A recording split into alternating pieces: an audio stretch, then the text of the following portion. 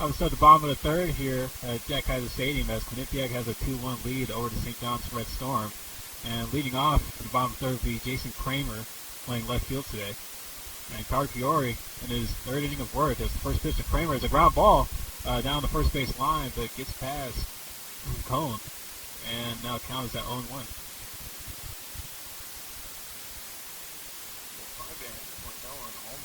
Very close to being a fair ball. It did look pretty close. Might even touch the bag at first.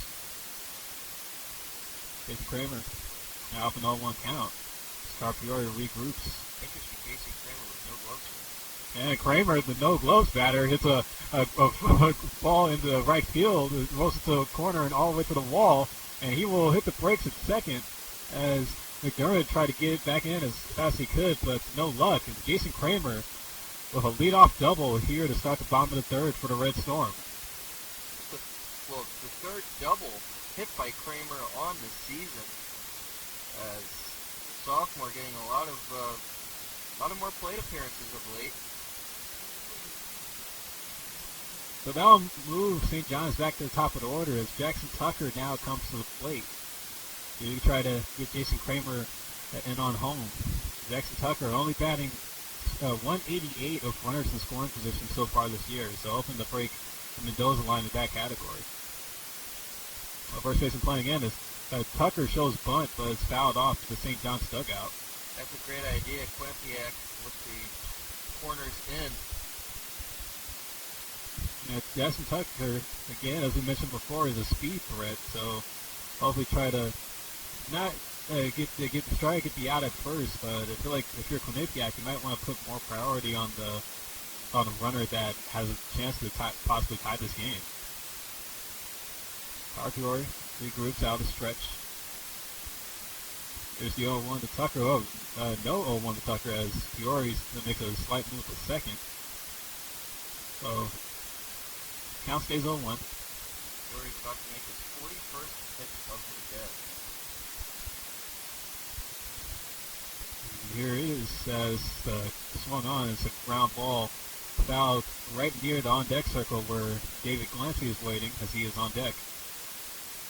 A little surprised Tucker decided not to show bunt again. Now, of course, it's down 0-2 and one off. Now, 0-2 account here. Let's see what he does here. He might be swinging away. It's a big gap over in left center. Might try to drive it there. Here's the 0-2 to Tucker. And the ground ball here over to third base is fielded by Osberg. He'll throw on the first, and he'll get the speedster Tucker, so there's one away.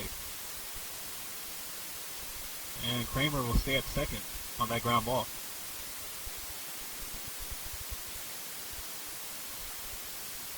Yeah, right as you were saying that, they'll hit a hot shot right over to third, trying to hit that one out in the left. Now comes to the plate, David Glancy for his second at bat today. Struck out his first time up. But this is the guy you want to have up with runners in scoring position. 20 RBIs for David Glancy on the team. David gets 21 here. First pitch to Glancy looked like it was a strike from our angle, but the umpire thinks otherwise. It's off speed, but the count is 1-0. Hey, we'll take it. I'm sure David Glancy will take it as well. Glancy regroups in the box. Arpori comes to the set. And it's a 1-0. And that one's called a strike, almost in the identical spot. It was a fastball. Now the count is now even at 1.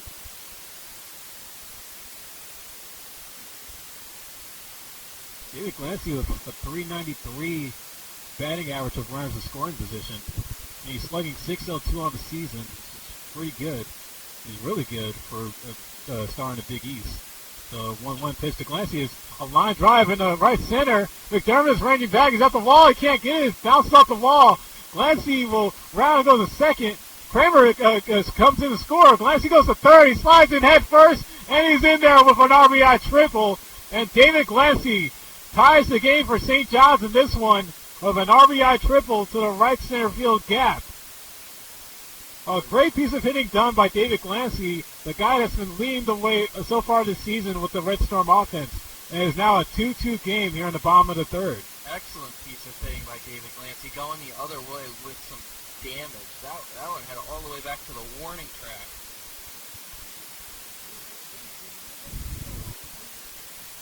Well, David Glancy, with his first triple of the season, and that was a big one in that, as he scores his 21st RBI.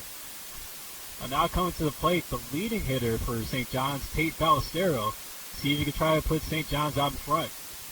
A little bit more easier now with Glancy at third. It's the first pitch to him. There's a line drive in the left field, and it falls for a base hit over by Mueller. Goes to the corner. Ballesteros rounds the bag at first, and he slides into second.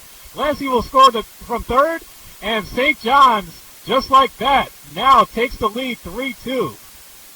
So back-to-back hits from the Red Storm offense, and it puts them out in front over Quinnipiac. It is now a 3-2 game in the bottom of the third. And a great piece of hitting from Tate Ballesteros at that as well. Well, like you just said earlier, great piece of hitting. Ballesteros now goes the opposite way with the RBI double. Some extra base hits for St. John's. And now coming to the plate, Carlos Hidalgo. See if he can keep the hit parade going for the Red Storm.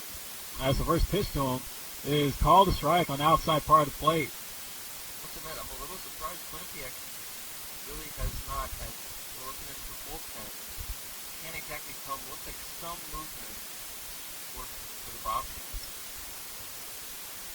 Card Glory resets. The second pitch to Hidalgo misses way outside, and the count is now 1 ball, 1 strike. Query's about to hit the 50 pitch count mark as he's at 48 now. Well, it's a right-handed arm warming up in Quinnipiac's bullpen from the looks of it. That'll be John Delaney have a little bit confidence in Fiore in this one.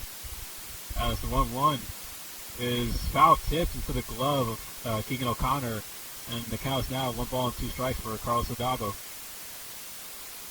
I think we can expect some more runs across the plate for both teams as we start getting into the bullpen.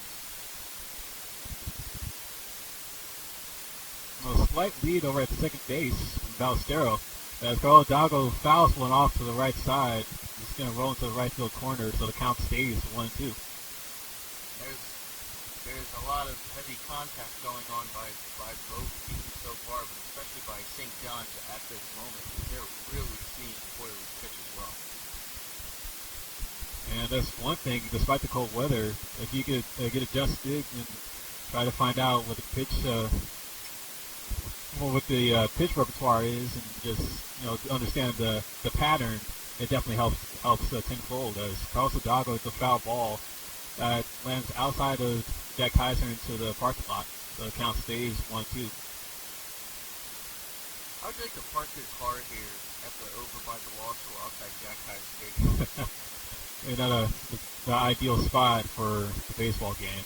I might get a few smash windows. Because Hidalgo is another foul ball. It rolls a little bit away from home plate, but it will stay in with an extra life. I mean, it just amazes me. There's a whole parking lot by the soccer stadium at Bellevue, and people still park over here behind Jack Kaiser. My word. Yeah, hopefully, insurance coverage is good. Right. We can't afford a broken window from baseball. Exactly. There's a 1-2 for Hidalgo. It's a ground ball hit over to short. It's fielded by McGuire Tuffy. Goes over to first, and it's called out. A little bit of an odd occurrence over there as Michael Cohn stepped off the bag, and Carlos Hidalgo went feet first with a slide in the first. But McGuire Tuffy was able to get it over in time, and there's 2 gone. Yeah, interesting play there by Hidalgo as he slid feet first into the legs of Cone. Yeah, so Ballesteros will hold his position at second base as Colin Witterow comes to the plate now. First at bat in the second inning, he had a walk. And the first pitch to him in this at bat is a foul ball.